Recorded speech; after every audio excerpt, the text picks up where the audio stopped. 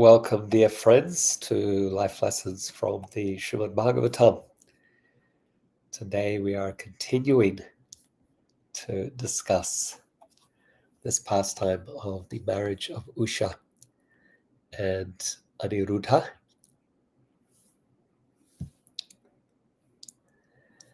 So we're discussing the second part 2. And this part 2 is based on the 63rd chapter of the Srimad Bhagavatam.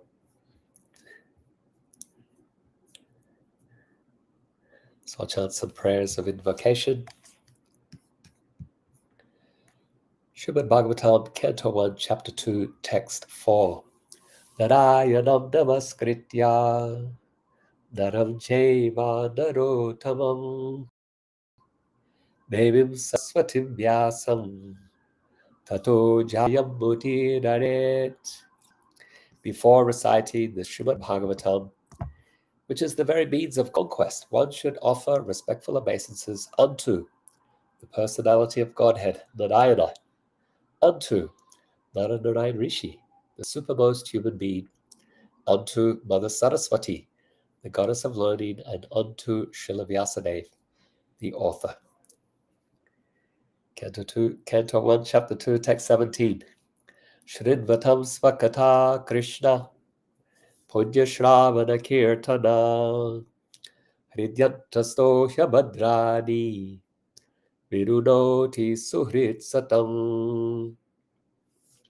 Sri Krishna, the personality of Godhead, who is the Paramatma, super soul in everyone's heart, and the benefactor of the truthful devotee, cleanses desire for material enjoyment from the heart of the devotee who has developed the urge to hear his messages, which are in themselves virtuous when properly heard and chanted. Text 18. Nasta prayeshu abhadreshu nityam bhagavata sevaya bhagavati uttama sloke bhaktir bhavati daishtiki. By regular attendance in classes on the Srimad Bhagavatam and by rendering service to the pure devotee, all that is troublesome to the heart is almost completely destroyed, and loving service unto the personality of Godhead is established in the heart as an irrevocable fact. Srimad Bhagavatam, Canto 1, Chapter 3, Text 40. Idam Bhagavatam Nama Puranam Brahma Samhitam Uttama Shloka Charitam Chakara Bhagavan Rishi Nishreyasya Lokasya Dhanyam Svastayanam Mahat. This Srimad Bhagavatam is the literary incarnation of Krishna. It is compiled by Srila Vyasadeva, the incarnation of God. It is meant for the ultimate good of all people, and it is all successful, all blissful, and all perfect. I think that's a perfect place for us to begin our discussion on today's topic, which is a continuation of our discussions on Usha and Aniruddha.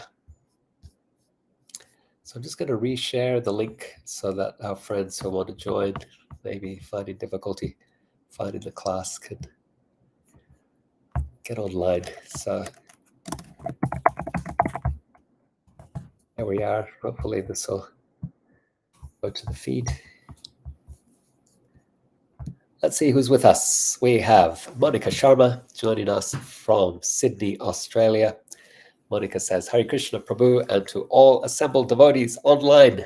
Wonderful. Thanks for being here, Monica. And we have Joan with us also from Wollongbar, Northern New South Wales in Australia. Monica's Joan says, Hari Bol. Thank you for being here, Joan. You know what I'm missing? Our Wednesday Sangha classes. Yeah. missing them a lot, but the time zones don't quite work for us, do they? I'm not sure. We need to have a special class just for that Sangha group. Shama Manjari says, Hare Krishna, Sri Prahlad Prabhu. Thanks for joining us, Shama Manjari from South Africa. So grateful to have you with us. Kirtida joining us from Norway, sending gratitude, sending flowers. Thank you for joining us, Kirtida. So grateful to have you all here to discuss Srimad Bhagavatam. Let's begin. We are discussing Usha and Aniruddha, Love Battle and Divine Intervention, Part 2.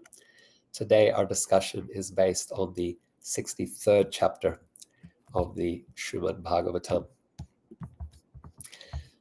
A question that has profound interest for me, and that is, what does it take for someone to become a bhakta? What does it take for someone to become a bhakti yogi or a devotee, as we say in English? I'm so curious about this topic of how someone becomes a devotee. You might hear people sometimes talk about making devotees. So I'm not sure that we can make a devotee, or sometimes we say, so-and-so made me a devotee. What does that mean? How do you make a devotee? Who makes a devotee? So today, by the end of our discussion of this pastime of Usha and Aniruddha, we may have some further insights on this question of becoming a bhakta, becoming a devotee. It's not told directly in the story, but it is a theme, among others, that emerges that we can consider and reflect upon. So once again, we're continuing the story of Aniruddha and his marriage to Usha. This is Aniruddha's second marriage. This time he's marrying Usha. And if you remember, in a class that we had on chapter 61, Aniruddha was marrying the granddaughter of Rukmi.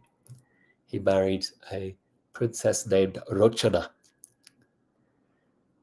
So in our last class, 62, chapter 62, we learned how Usha, the daughter of a demon named Bāṇāsura, fell in love with Aniruddha and brought him to Sonitapura, which is at the foothills of the Himalayas, northern India. And he stayed in her chambers, which were restricted to any males. And when Bāṇāsura heard news of Aniruddha's presence or his daughter's association with a male, he rushed there with guards. There was some fighting, and Aniruddha was arrested with the mystic weapon, the snake rope, Nagapasha. So we are picking up in our discussion today from the point of Aniruddha's arrest. Once again, we're discussing Srimad Bhagavatam, Canto 10, Chapter 63. Om Namo Bhagavate Vasudevaya. Om Namo Bhagavate Vasudevaya. Om Namo Bhagavate Vasudevaya. We're going to discuss this under three headings, as usual. First, Krishna and the Yadus attack Mana's capital. Why would they be doing that? Verses 1 through to 21. 2, the battle between Shivajvara and Narayanajvara. Verses 22 to 30. And finally, 3, Lord Shiva prays for Bāṇāsura's life. Verses 30 to 53. Now, we learned in the previous chapter, 62, that Aniruddha was carried from Dwarka in his sleep by Chitralekha, the artist mystic, and he didn't return. How long was he away? Bhagavatam tells us that he was away for the 4 months of the rainy season, and his disappearance caused great sadness and distress amongst his family and friends. They had no clue as to where he had gone, why he had gone, the circumstances of his departure. And so there was great angst, sadness on account of his disappearance. One day, after this 4-month period, the Vedic news carrier, messenger, who could that be? Paid a visit to Dwarka. So who could this person be? Yes, Narad Muni. Narad Muni paid a visit to Dwarka, and he gave news. Aniruddha has been arrested and imprisoned by Bāṇāsura. He's been held captive there in Sonitapura. And so when the Yadus heard this news, they assembled a mighty army. And under Krishna's leadership, they set off for Mana's capital, Sonitapura, and laid siege. Bāṇāsura, he rose to the occasion to defend his capital. But remember, in the last class, chapter 62, remember Bāṇāsura had secured a promise from Lord Shiva. Bāṇāsura had used his 1,000 arms to play drums for Lord Shiva to dance and made Lord Shiva very happy. And he benedicted Bāṇā with the opportunity to choose any boon. And what Bāṇā chose was that Lord Shiva would be the guardian protector of his city. Well, now it was time for Lord Shiva to fulfill that promise. And indeed he did. Lord Shiva rose to the occasion and he led an army headed by his son Kartikeya, who's also a great military leader. He also leads the armies of the demigods. Supporting him were also many mystic yogis, mystic sages, because they're followers of Lord Shiva. And then there were ghosts and hobgoblins and witches and yakshas and rakshasas and dakinis, paisachas, all these different interesting and fearsome, scary creatures followed Lord Shiva into battle to protect the city of Sonitapura from this siege being laid by Krishna and the Yadus.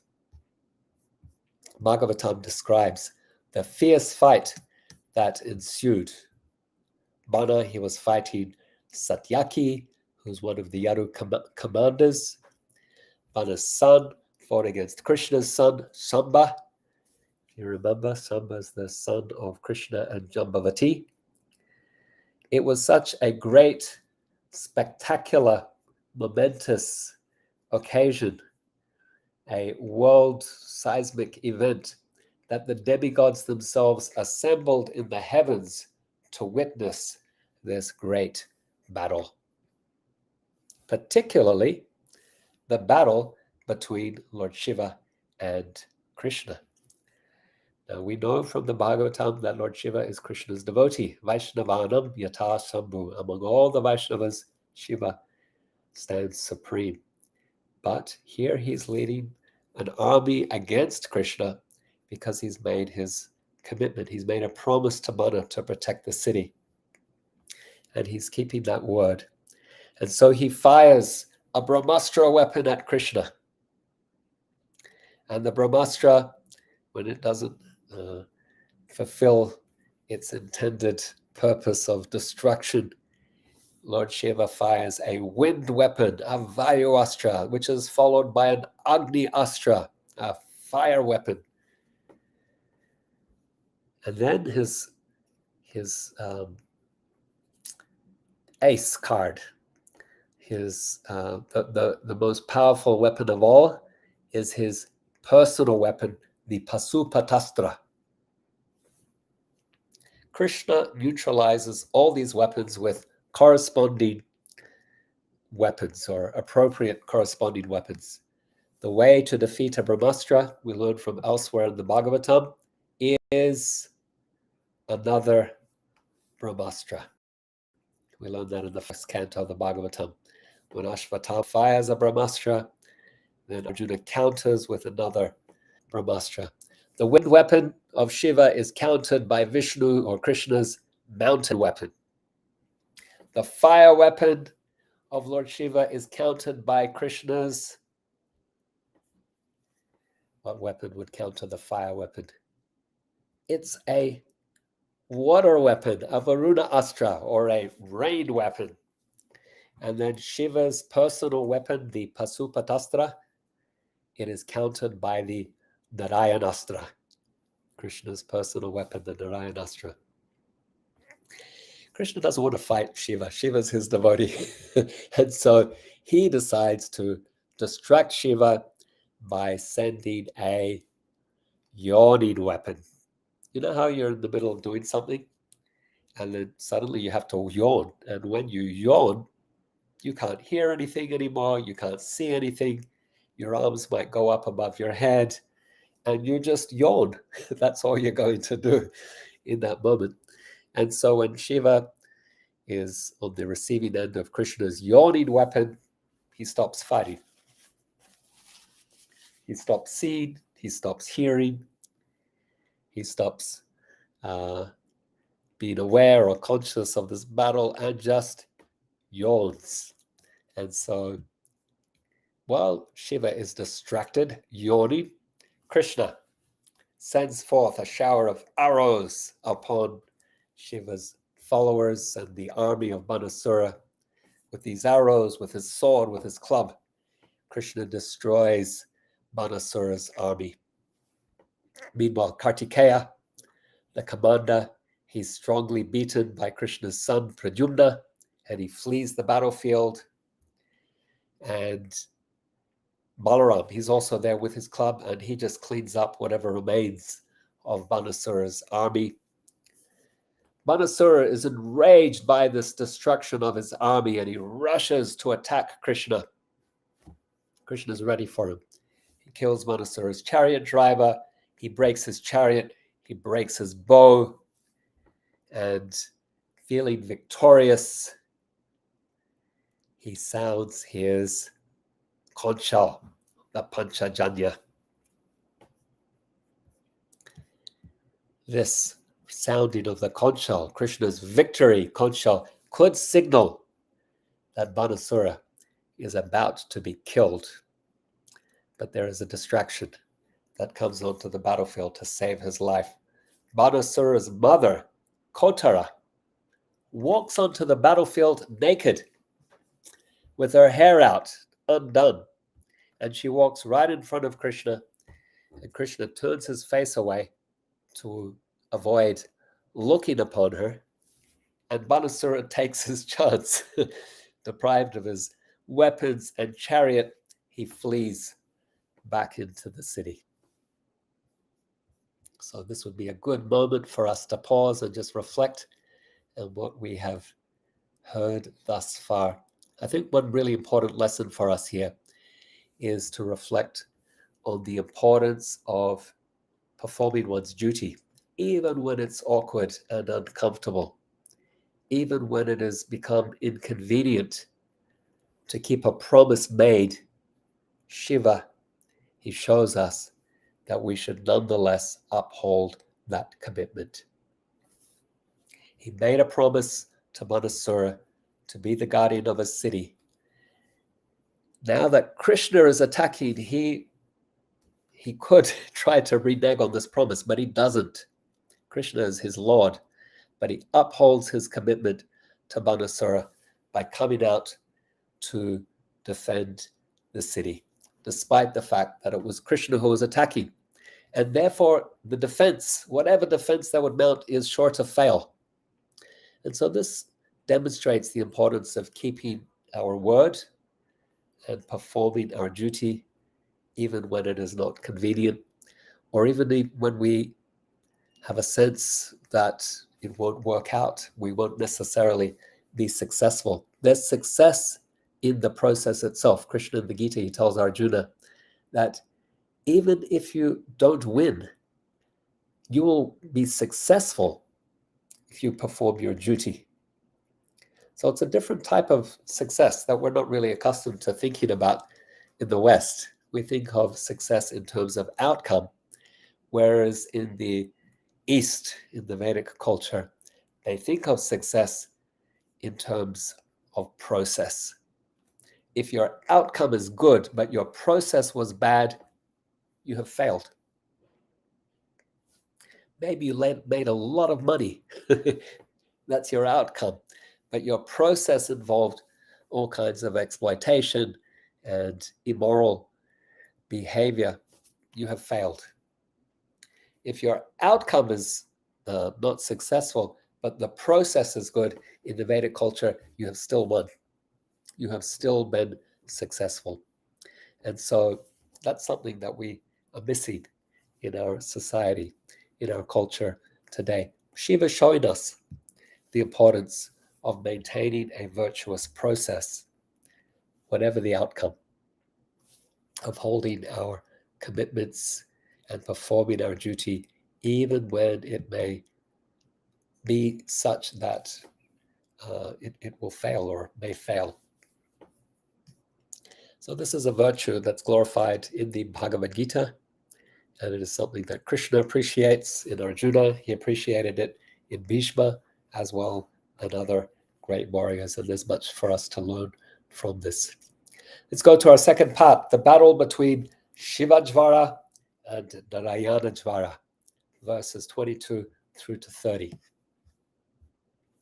After Krishna had thoroughly defeated Bāṇāsura and his demon soldiers and Shiva's followers, the ghosts and hobgoblins and mystic sages,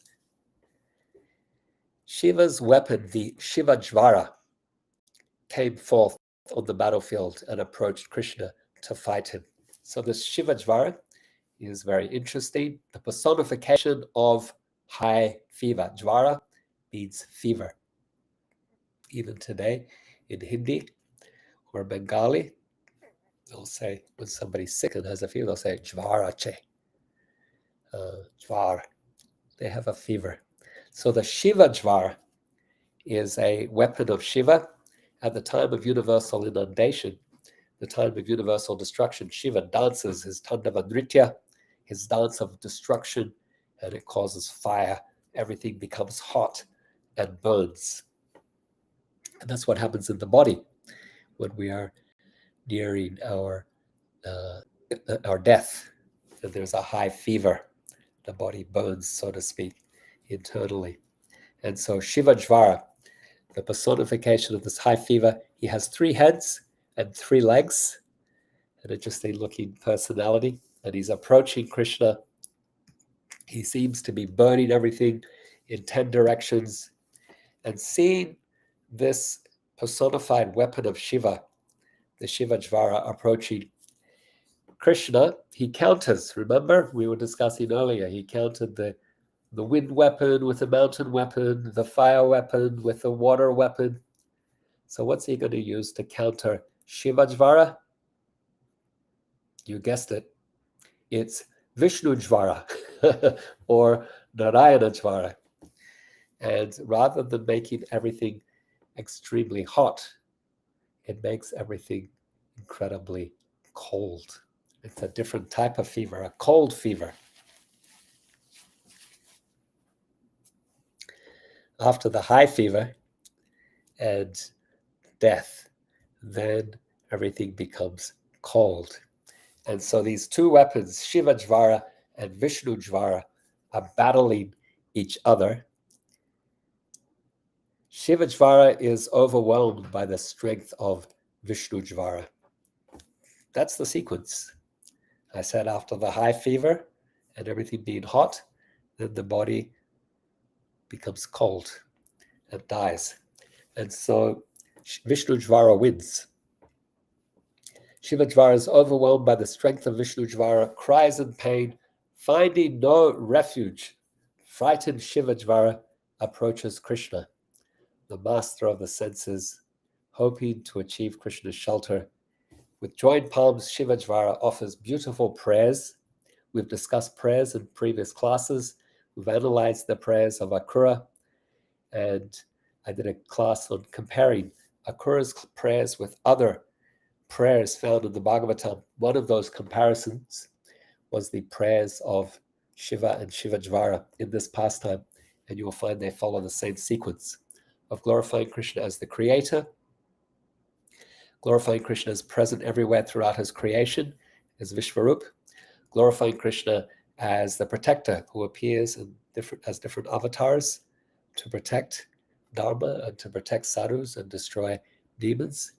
And then a request, making a request. Shivajvara basically goes through that sequence and he asks Krishna for shelter. And Krishna, he is kind. When people surrender to him, he reciprocates. He's pleased with Shivajvara and he promises him freedom from fear. And Shivajvara bows to Krishna and departs. We can pause here. Lessons for you and I. One is the power of humility. Shivajvara, despite being very powerful, has become humble in front of Krishna. And once Shivajvara submits in humility, then Shivajvara finds release.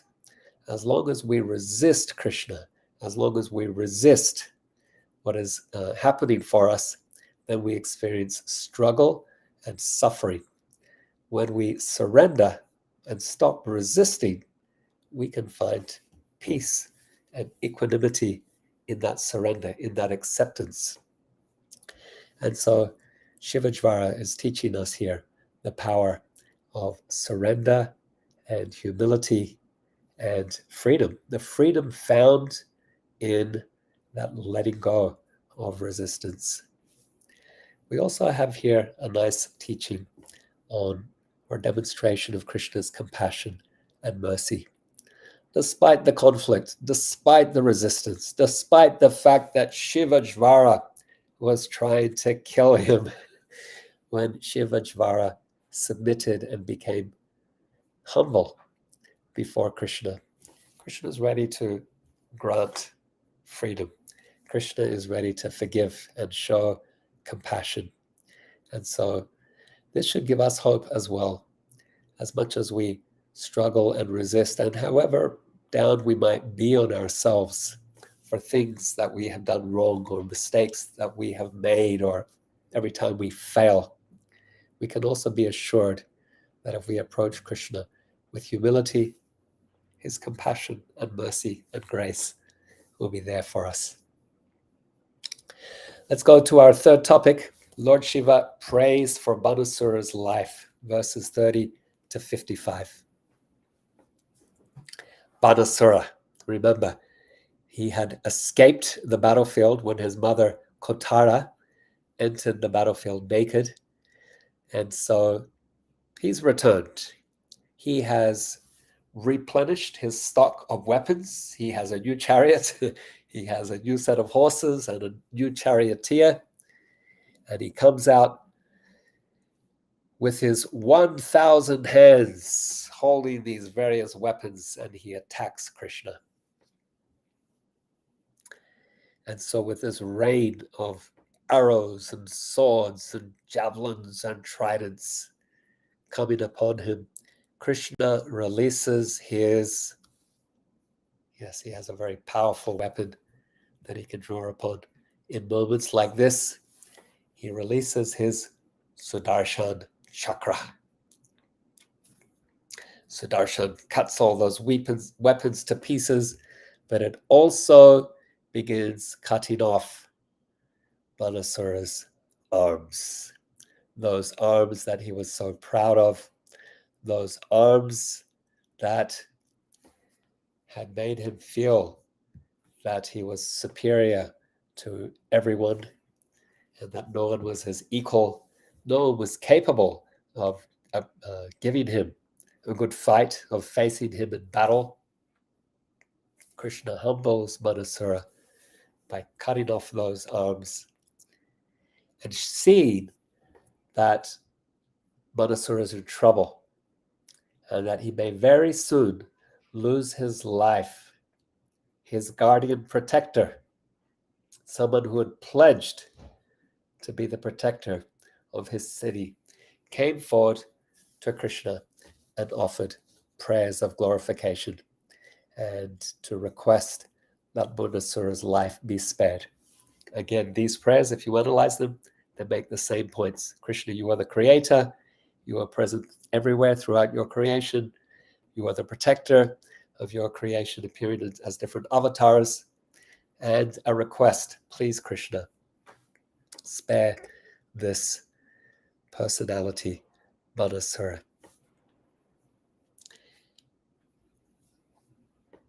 And so Krishna, he hears Shiva's prayers. Krishna, let us worship you, the Supreme Lord. You're the maintainer of the universe. You're the cause of creation. You're the true friend. You are without a second. You are the shelter of the worlds and all souls. Shiva says, this Bāṇāsura is my very dear and faithful follower. And I promise to protect him. I've promised him freedom from fear. Therefore, Krishna, please be merciful to him. Just as you showed mercy to Prahlada, please now be merciful to this demon Bāṇā. Why is Shiva referencing Prahlada? Because Prahlada is also born in a family of demons. That would be one answer. Another is that Prahlada is in fact the great-grandfather of Bāṇāsura. Bali Maharaj is his grandfather. And so he has come in a family where different devotees have appeared as well. And Shiva's pointing that out. There is hope for this character as well. Please be merciful. Even if you are angry at him because you love Prahlada so much and you love Bali and these other devotees that have appeared in your family, please spare him. It works. Krishna responds to Shiva's prayers and he says, for your pleasure, I will do what you have requested. I will not kill this demoniac son of Vairochani. I gave my word to Prahlada Maharaj that I would not kill any of his descendants. He said, I severed his arms to subdue his false pride. And I destroyed his army because it had become a burden on the face of the earth. But I can award to this Bāṇāsura henceforth freedom from old age and death and fearlessness in all circumstances. You have granted your mercy to him. I will also grant my benediction. He will be one of your principal attendants and he will be protected. When Bāṇāsura was assured that he had nothing to fear, he came forward to Krishna and he offered his humble obeisances and surrendered himself.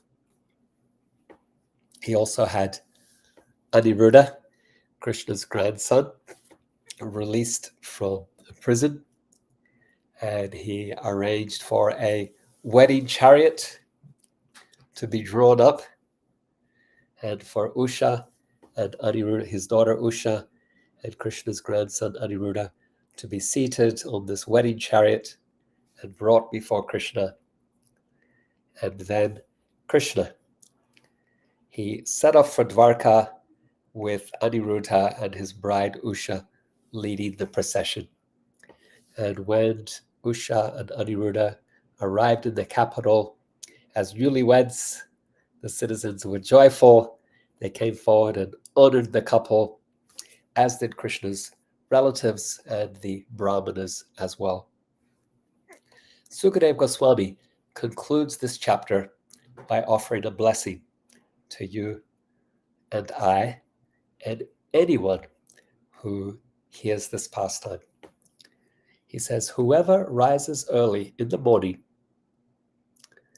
and remembers Lord Krishna's victory in his battle with Lord Shiva will never experience defeat. So there it is.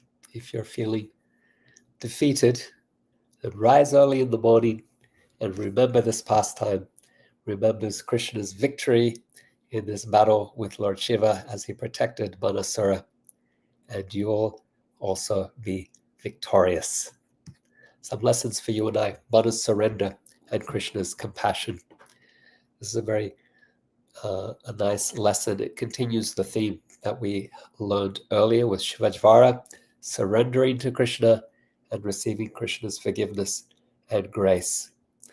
Bāṇāsura, he has imprisoned Krishna's grandson.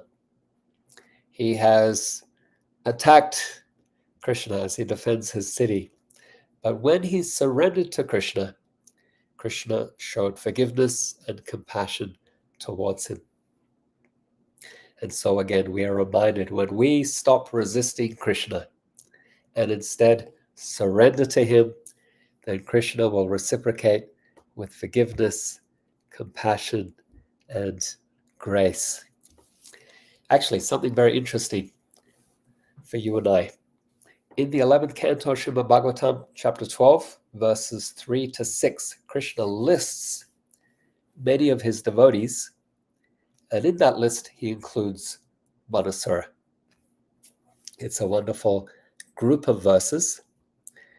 Krishna describes how his devotees appear in all situations, that there's no restriction on who can be his devotee. And then he lists names. So I'll read these verses. He says, in every age, many living entities entangled in the modes of passion and ignorance gained the association of my devotees. Thus, such living beings as Daityas, Rakshasas, birds, beasts, Gandharvas, Apsaras, Nagas, Siddhas, Charnas, Guyakas, and Vidyadharas, as well as such lower-class human beings as Vaishyas and Sudras and others, were able to achieve my supreme abode. Vritrasura, Prahlada Maharaj, and others like them also achieved my abode by association with devotees, as did such personalities as Vrishaparva, Bali Maharaj, Bāṇāsura, Maya, Vibhishana, Sugriva, Hanuman, Jambavan, Gajendra, Jatayu, Tuladhara, Dharma, Vyudha, Kubja, the gopis of Vrindavan, and the wives of the Brahmanas who were performing sacrifice. So those names he lists are examples of what of the categories that he describes in the earlier verses. So he says, my devotees are found among the deities or the demons. And so the examples are Vrishaparva, Bali, Bāṇāsura, Maya. He says, my devotees are found among the Rakshasas. The example, Vibhishana. He says, my devotees are found among the beasts. The example, Sugriva, Hanuman, Jambavan. They are monkeys. Jambavan's a bear. Gajendra, the elephant. He says, my devotees are found among the birds. The example, Jatayu. He says, my devotees are found among Vaishyas and Sudras and women. And the examples, Tuladhara, Dharma, Vyudha, Kubja. For women, Kubja, the gopis of Vrindavan, the wives of the Brahmanas. So I really love these verses. Prahlada Maharaj also has some verses where he tells his friends in school that anyone can be a devotee, whether a demon or a Rakshasa or a bird or an animal, very similar to the way Krishna speaks here. And particularly pertinent to our discussion today is Krishna's referencing Bāṇāsura and counting him among his devotees. How did Bāṇāsura become a devotee? We learned it today. He surrendered to Krishna. Also, the beginning of the verse says, this happens by the mercy of my devotees, or association with my devotees. So in Bāṇāsura's case, who is the devotee? We might say Prahlada Maharaj, Bali, but it's also Lord Shiva. Lord Shiva has prayed for Bāṇāsura's deliverance. And so it is by the grace of the bhakta, it is by the grace of the devotee that we receive mercy. Bhaktya sanjayate bhaktya. Bhakti comes from bhakti. This is stated in the 11th canto of Srimad Bhagavatam. Lord Shiva's prayers and bhakti to Krishna have awakened devotion in the heart of Bāṇāsura as well, such that he has surrendered to Krishna, even if initially it was to save his life, or just in gratitude for having his life spared. but then it turns into something else. The motivation is purified, and there is a full surrender, and Krishna is accepting him as a devotee. And so the lesson for you and I is to never underestimate or devalue the importance of the mercy of Vaishnavas. If we analyze the story of any devotee throughout history and a person's becoming a devotee, we will find that it is by the association or mercy of another devotee. In this case, Lord Shiva, well, there was also reference to Prahlada, but it is by the mercy of the devotee that we get Krishna's grace. It takes our surrender, the association of the devotees, that leads us to a point of surrender. And that's what we saw here. Shiva prays to Krishna, Krishna spares Bāṇa, and then Bāṇāsura himself comes forward and offers prayers and surrenders to Krishna and offers his daughter's hand in marriage to Aniruddha as well. So let's conclude. We can offer a prayer. Beloved Krishna, as Bāṇāsura's capital trembled under destiny's weight, Shiva stood honor-bound despite the inevitable fate, embodying the sanctity of commitments and obligations. Within the clash of Shivajvara and Narayanajvara, humility's crown shimmered brightly. The powerful bowed before your might, revealing the timeless truth. Humility enriches the mighty and the meek alike, adorning strength with grace. In the sacred hymns of surrender and forgiveness, Bāṇāsura, the seeker of mercy, found solace in your benevolence, testimony to the profound truth that your grace is available to anyone who surrenders unto you. Dear Krishna, please bless us to surrender our resistance to your grace, to see your compassion spring forth upon us unbounded. Let me acknowledge some of you who joined as I was speaking, and if you have any questions or reflections, please share those in the chat. We have Joni here saying she misses our Sangha discussions. The feeling is mutual, Joan. We'll have to sort something out. Alicia joining us from Auckland, New Zealand says, Hare Krishna Prabhu, hope you're safe and well. Nectar, mate. Thank you, Alicia. Great to have you here with us. Gaurachandra also joining us from New Zealand says, Hare Krishna Prabhu, Dandavat Pranam. Thanks for joining, Gaurachandra. Always a pleasure to have your Sangha. Janavamata with us from Dunedin, South Island of New Zealand, says, Gaura Bhaktivinoda Ki Jai. Madeira joining us from Brazil. Grateful to have you with us, Madeira. Madeira, I might have that wrong, and you've told me the right answer previously. Joining us from South America. I know that's right. Which country in particular? I sometimes get confused, and I beg your forgiveness for that. I'm so grateful to have you with us. Madeira is also a scholar, and we meet.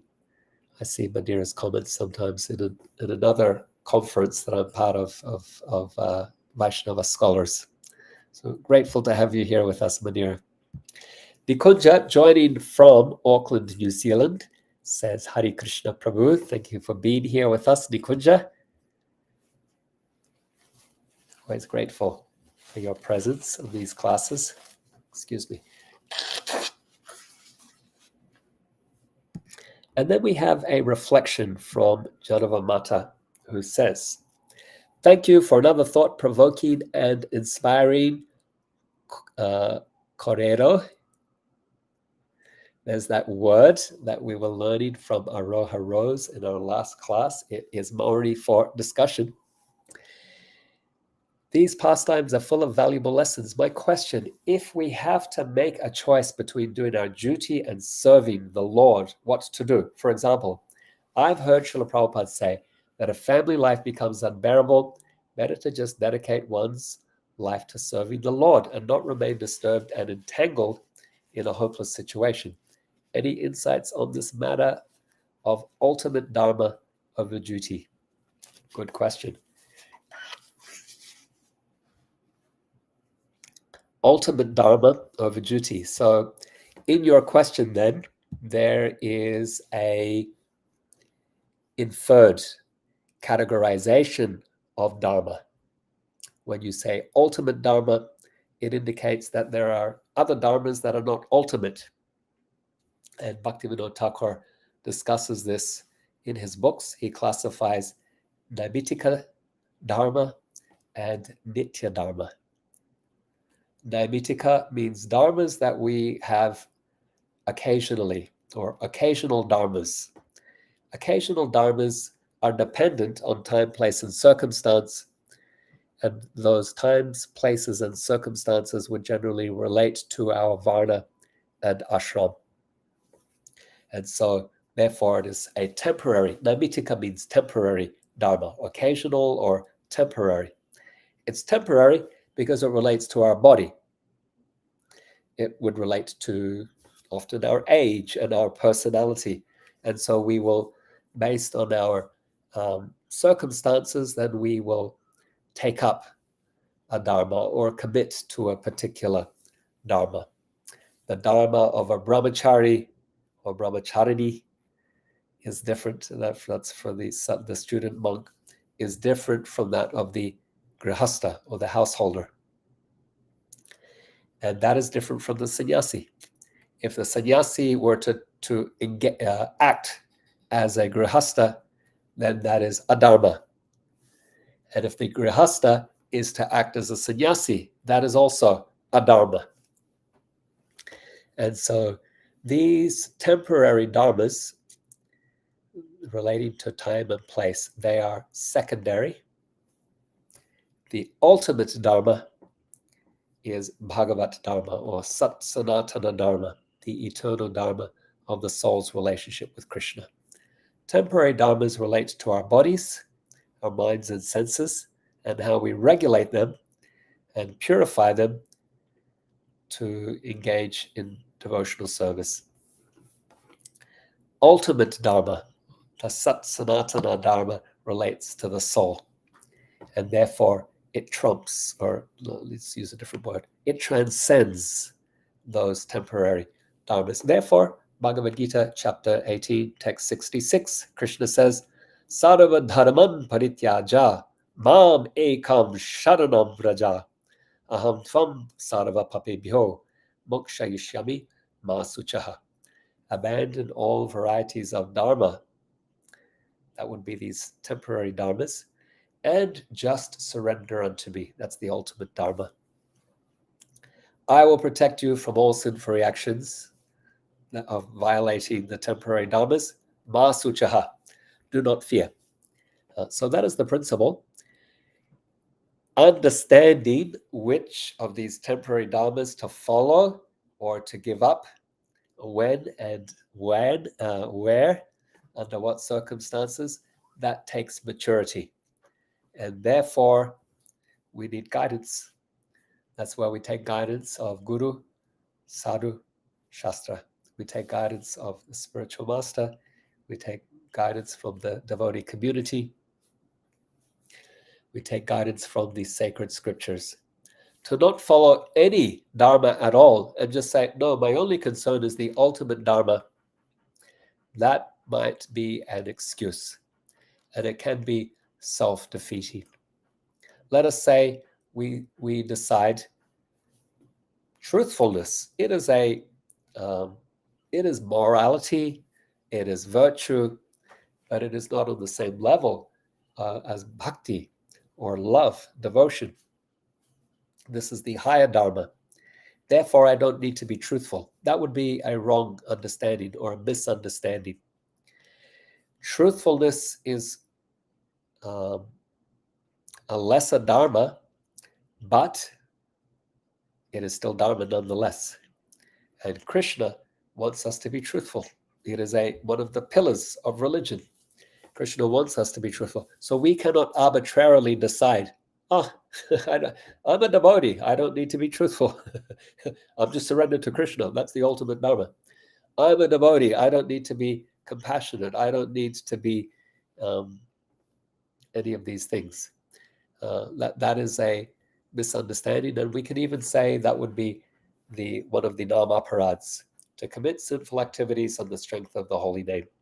That is when we decide that we have a credit card, we can charge everything to Krishna, to that principle, that bhakti is the higher purpose, and therefore we can deviate and undermine our dharma, these principles.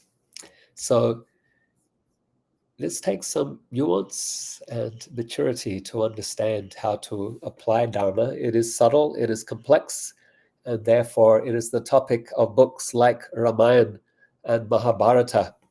You could read those epic works just from the lens of dharma.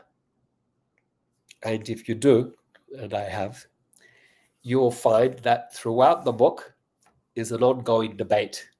What is dharma?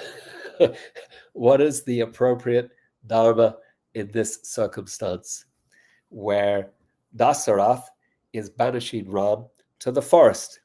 Ram is the heir, the rightful heir. He is the one who should be sitting on the throne. Dasarath is wrongly banishing him to the forest. Ram is faultless. He hasn't done anything wrong, but he's being banished. And so Lakshman says, let's resist.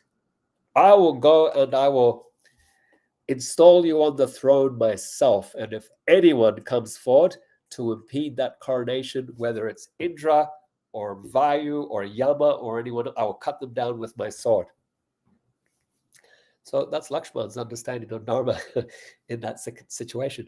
But Ram has decided, no, my dharma is to follow my father's order and to uphold my father's vow to Kaikeyi, even though Kaikeyi is acting in a way that is despicable. So you have raised a really important question, and one that we can spend a lot of time discussing. This takes maturity. So to your example about Prabhupada and family life and what's bearable and unbearable, this can be discussed from different angles as well.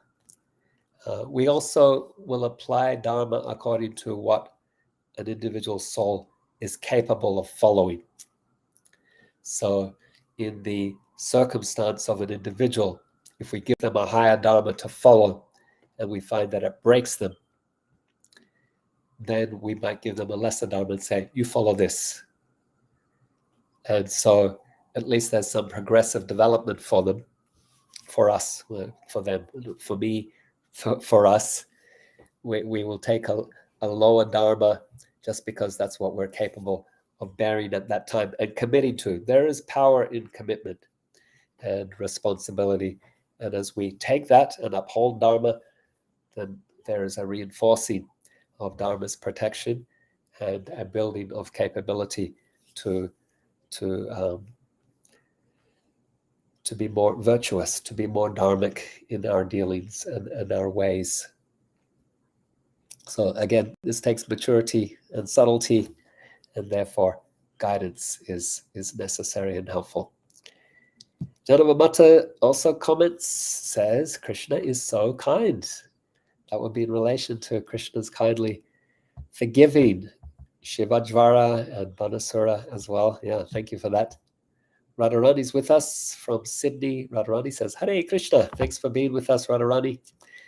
Janamamata says, if there's hope for Bāṇāsura, there's hope for us. That's a nice take-home message from all of this. And the Bhagavatam is filling us with hope. Bhagavatam presents us with so many frail and vulnerable kings and devotees. They are not all pillars of strength. Even the greatest of devotees make mistakes. They have their moments of embarrassment nonetheless, they are devotees. They are accepted, and they're held up as teachers and gurus and devatas for us to learn from and to benefit from their examples. So whether great personalities like Brahma, who also encounters difficulty, or whether examples like Bāṇā, who is an asura, we should take lessons and hope from these different examples or case studies on the path of perfection in devotion. Kirtidas says, thank you for a very uplifting class. Thank you. Kirtida Vaishnava Seva is with us from Brisbane, Australia. Says, Hare Krishna Prabhu, thanks for being with us, Vaishnava Seva. Vaishnava Seva also says, nice to hear from your knowledge from Brisbane. Jai Vaishnav, yeah, I already mentioned Brisbane. I know that's where you are these days. Past few years now, it seems. Janava Mata says, another beautiful, heartfelt prayer to nourish our minds and souls. Thank you. Thank you, Janava Mata. Nikunja has a reflection, a story to share. I was just listening a different class today, and this verse was quoted, Srimad Bhagavatam 4:24-78. Translation: a devotee who rises in the early in the morning and with folded hands chants these prayers sung by Lord Shiva and gives facility to others to hear them certainly becomes free from all bondage to fruitive activities. Lord Shiva has been reciting many wonderful prayers through the Bhagavatam, just as the one you mentioned of how we can rise in the morning and recite prayers from Lord Shiva will not be defeated. He is a true devotee of Lord Krishna. Thank you for that sharing, Nikunja.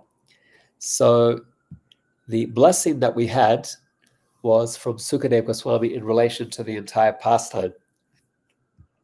But yeah, thank you for sharing that. Let me just read that blessing again. He says, Sukadeva Goswami says, whoever rises early in the morning and remembers Krishna's victory in his battle with Lord Shiva will never experience defeat. Yeah, so a nice blessing there at the end of this pastime that relates to Lord Shiva and Krishna fighting. You've shared another blessing related to some prayers that Shiva has offered. These benedictions at the end of a prayer or at the end of a description are called Shruti Phala, the fruit of hearing. And I've often thought and sometimes discussed how it would be interesting to have a Bhagavatam, a Bhagavatam diagnostic where we collect all these Shruti Phalas for different conditions. And so let's say you're feeling defeated or you are defeated. Here's the Shruti Phala, here's the cure, the diagnostic, or the cure for you is to hear the story. Or the other is you want success in your endeavors. At the end of the Vamana Bali pastime, it says, anyone who remembers the pastime of Krishna as Trivikram, taking the three worlds, defeating Bāṇā, will have all victory. I believe there he also mentions victory in their endeavors, or all success in their endeavors. Like this, throughout the Bhagavatam, there are different blessings or Shruti Phalas offered. And so I think it would be an interesting project to compile them and then to have an index. And whatever your need, you can look it up, find the appropriate cure offered by the Bhagavatam, and then undertake that. So yeah, a project waiting to be completed at some point. Thank you for sharing, Nikunja. Jambavati joining us from Sydney, Australia says, Hari Hari. Jai, thanks, Jambavati. Yasoda Dulal, Prabhuji, so grateful to see your name. Yasoda Dulal says, how to understand that there are two different locations in Bharatavarsha where these pastimes take place, the northeast Assam and the west coast. Are there different times in, different times in history? Okay, well, let me just first say, if I haven't already said it, how happy I am to see you, to see your name.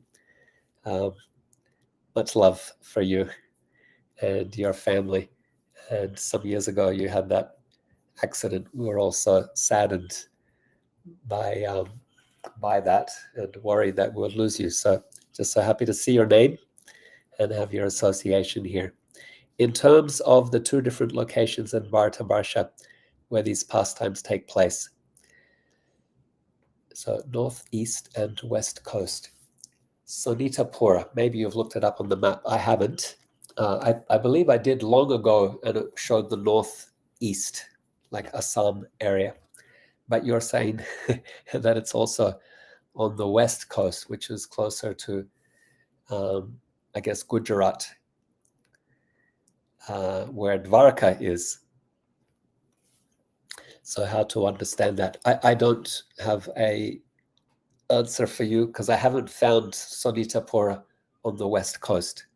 So I can't say that it is on in both places. But generally, when we find this type of contradiction, then one way we resolve that is by saying Kalpa Veda. Kalpa Veda means that these pastimes are eternally being performed and with minor adjustments. So from one kalpa to the next, there is a minor adjustment to the pastime, and hence we get different details. The Bhagavatam, for example, describes two Matsya avatars. One Matsya who protects Satyavrata and leads his boat with the herbs and the animals and the sages through the great flood. Another Matsya who defeats a demon named Hayagriva, who had stolen the Vedas from Brahma. So the same avatar, it's the fish incarnation, but appearing in different contexts with different pastimes at different times. Similarly, the Bhagavatam describes two, if not three, Varaha avatars. One Varaha who appears in the reign of Swambhuva Manu, another Varaha who appears at a later time. So there's a Rakta Varaha, a reddish Varaha, there's a Sveta Varaha who's whitish, and there's also a Nila Varaha, a bluish Varaha as well. Sometimes we might see Varaha depicted in a bluish form. We say, hey, that's wrong. Varaha's reddish. Yeah, some pastimes he's reddish. Sometimes he's whitish, Sveta Varaha. And so it's possible that Sonitapura is also appearing in different parts of Bharat. Also, we have that question in relation to the pastimes of Narasimhadev. So when we read the Bhagavatam, Hiranyakashipu has taken over Indrapuri, and he's seated on the throne of Indra in heaven. And that's where Narasimhadev defeats Hiranyakashipu.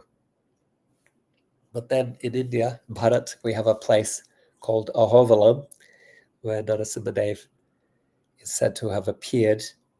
And there's the column, and there's the place where Prahlada Maharaj went to school and so on. And so when Prabhupada was asked this, he also said that different kalpas, the pastimes will happen sometimes on earth, sometimes in Indra's heaven as well. Actually, I remember as a 10-year-old, I was in Mumbai speaking with some other Gurukulis about something we read in the Mahabharata that was different from the Bhagavatam, when we said, that's bogus. The Mahabharata is bogus. And then an older devotee, Padmalochan Prabhu, he's no longer with us. He chastised us and says, you can't say it's bogus. It's just a different telling from a different time, because the pastimes are eternal. You should never say Shastra is bogus. So yeah, I always remember that lesson. Thank you, Yasoda. So happy to see you. My humble obeisances to you. Janava Mata is responding to my answer to your question, says, thank you so much. A thoughtful and satisfying answer. I'm grateful you found it helpful. Shama Manjari in South Africa says, thanks, Prabhuji, beautiful prayer and class. Have a great week ahead. Same to you. And then Yasota Dalal says, thank you. I've heard a similar answer before in Assam, different epochs. Yes. Oh, yes. So you were there in Assam and you actually visited that place. That's amazing. So Narakasura's place was also there in that same region. So his capital, I can't remember its name. We discussed it a few classes ago. He's there in that area. And then Bāṇāsura is there as well. And then there's also the Kamakya temple. Maybe you visited it on your travels in Assam. And that Kamakya Devi is a form of goddess Durga. And when we read Krishna's birth pastimes, where the female, the daughter of Yasoda, is brought to the jail in Mathura, and then Kamsa comes and dashes her to the ground, but she flies into the sky and assumes the form of Durga. I think Sukadeva Goswami then says that she went away and she manifested herself as deities in different places. And I think it's either he, Sukadeva Goswami, or Prabhupada in the purport says that she manifested herself as Kamakya Devi, who's worshipped there in Assam. Yeah, so it's an interesting area, interesting part of the world. I haven't been there. I've been to Bhutan, which is reasonably close. But yeah, an interesting area. If we think about Bāṇāsura, Narakasura, and Kamakya Devi, I know there's a lot of tantric practice and kind of witchcraft in that area as well, that you may have come across in your travels. I wish you all well. I wish you health and happiness. I wish you a deepening of taste for chanting the holy name with attention. I wish you a deepening of appreciation for hearing and discussing Srimad Bhagavatam. May you develop your appreciation for service to the deity. May you deepen your love and appreciation for the places of Krishna's pastimes like Vrindavan and Mathura, Mayapur Dham. May you deepen your love and appreciation for Vaishnavas and take every opportunity to serve Vaishnavas. And with these practices, may your heart soften with compassion for all living beings that moves you to share the treasures of bhakti with others. Grantaraj Srimad Bhagavatam ki jai, Srila Prabhupada ki jai, Samaveta Bhakta Vrinda ki jai, Nitai Gaur Premanandi Hari Bol.